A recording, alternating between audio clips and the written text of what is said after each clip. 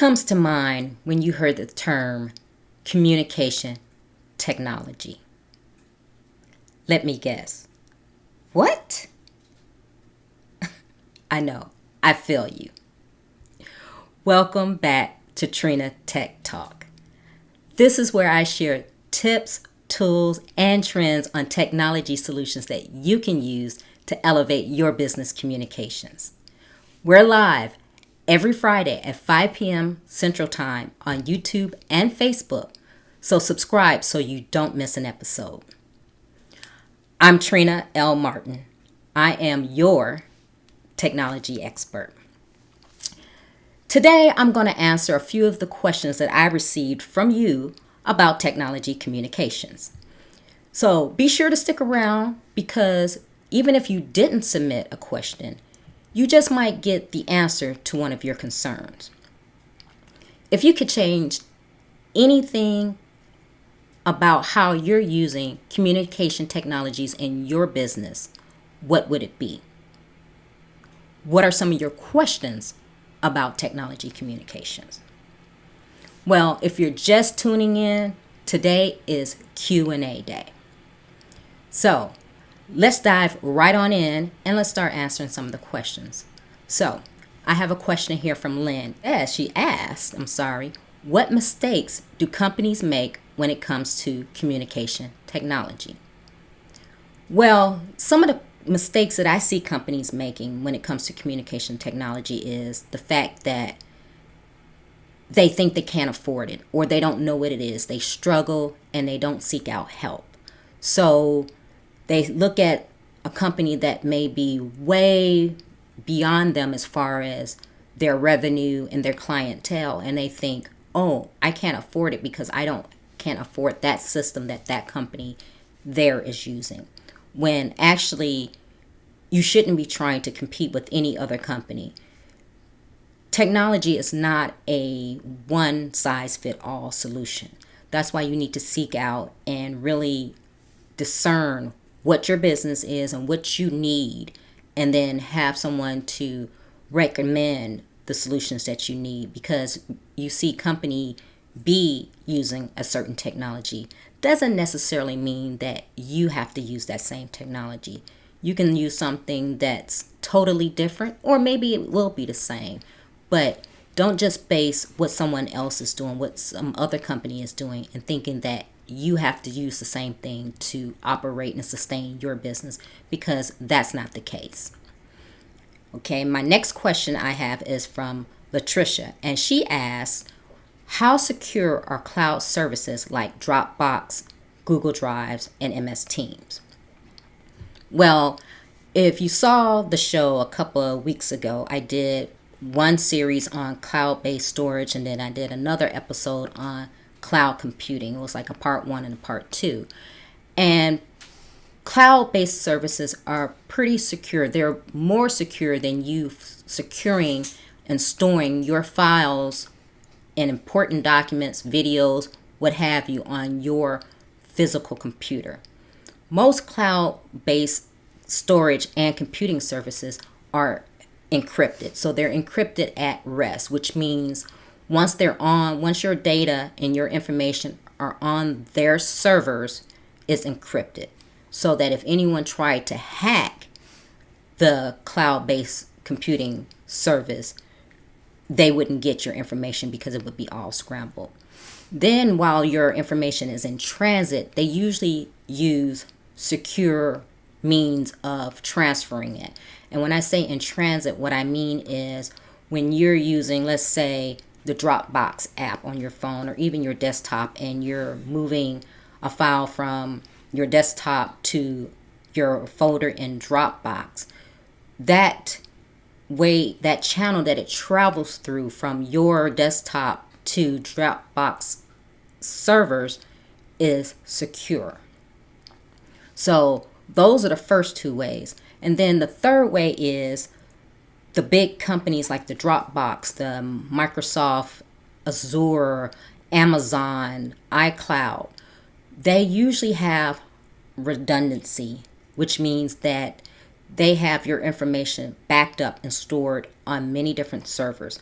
So if one server went down, there's another one that has it and that you'll always have access to it. So that's why it's so important to use cloud-based services, because you will always have access to your information from anywhere and at any time.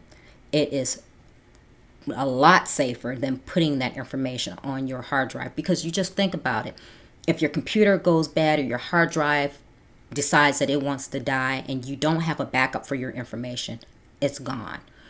Worst case scenario, if you get hacked and someone gets into your computer, a cyber criminal, and they decide to steal your information or lock it, again, you're out. You're basically, up the creek without a paddle. And a lot of times that can stop your business. And sometimes it could even really hurt your business, depends on how long you're down. So you want to go for cloud-based computing and storage so that you can have that redundancy, that encryption, and that ability to access your data anywhere and anytime. And also something that you can also add to also using a cloud-based service is you as well. You can use an external drive to back up your important information as well. So that way you have several different means of security and ways to get your information. So if you are considering a cloud-based solution or cloud-based computing, yes, they are secure. Okay, and then next, this last question is the most important of all.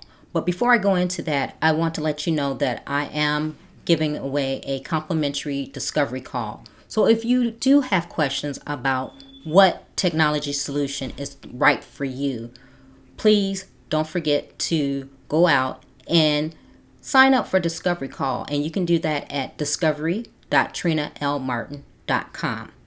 But here we're going to the next question. And the next question is from Jack. And he asks, what are your tips, my tips, for companies using communications technology?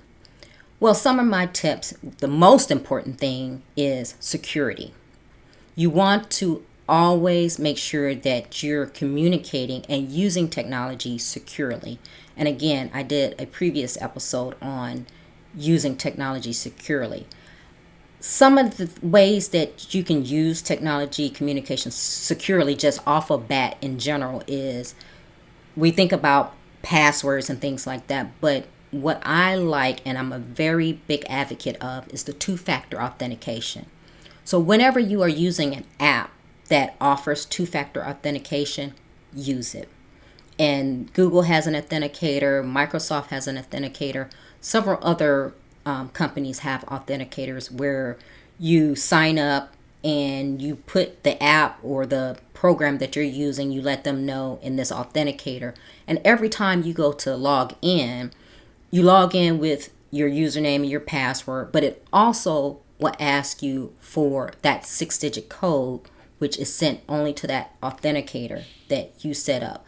So you can't just type anything in, and unless you have that actual code from that authenticator for that particular software program, you won't be allowed in, even if you do have the correct username and password.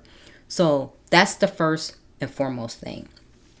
Some other tips that I want to point out and make you aware of is secure texting and messaging. And I am a big fan of Signal, and Signal is free and it's end-to-end encrypted. So if you want to communicate with your team or even your clients securely and do it on a common platform, because nowadays everyone has different platforms. Some people have iPhones, some people have Androids. But if you want to get on a common platform and know that it's secure, chatting with your team, and you can do voice calls and you can do video chat, Signal is something that I highly recommend. That's something that I've used for years. I love it. I also use a app called Wickr, and it's WICKR. They were developed for the military, secure communications, but they also have plans for businesses and even individuals. And the next thing I want to make you aware of as well is when you're signing documents, if for your business, you need to sign contracts, you need to get things going. And in this day and age where we are now, we're not seeing people face to face, slowly but surely, but we're in a new normal. So things are going to be operating this way, and we might as well embrace it and learn how to use technology to sustain our businesses. And I want to talk about digital signing of documents. No longer do you have to put documents in the mail or fax them, and I don't know who still has a fax, but if you have contracts or documents that you need clients to sign, think about digitally signing them. There's, I like Adobe Sign. That's what I personally use. There are other digitally signing document software programs out there. There's DocuSign and some other popular ones, but that's something that you can think about when you have to have documents signed, and time is of the essence. And regardless of whether you need the contract signed today or next week, it's still something that's secure, and you can do it, and you can have a response fairly quickly by sending your client a link to that document. So those are the top 3 questions that I wanted to answer today. What have you learned that will impact your business today? I hope you learned something from the answers and the questions that I answered today to help you use communication technology in your business. And just let me know if you have any questions. Reach out to me, email me at nextlevel@trinalmartin.com. Every 3rd Friday of the month, I will be doing Q&A. So get your questions ready, email me. But that's all I have for today. So take care and stay safe.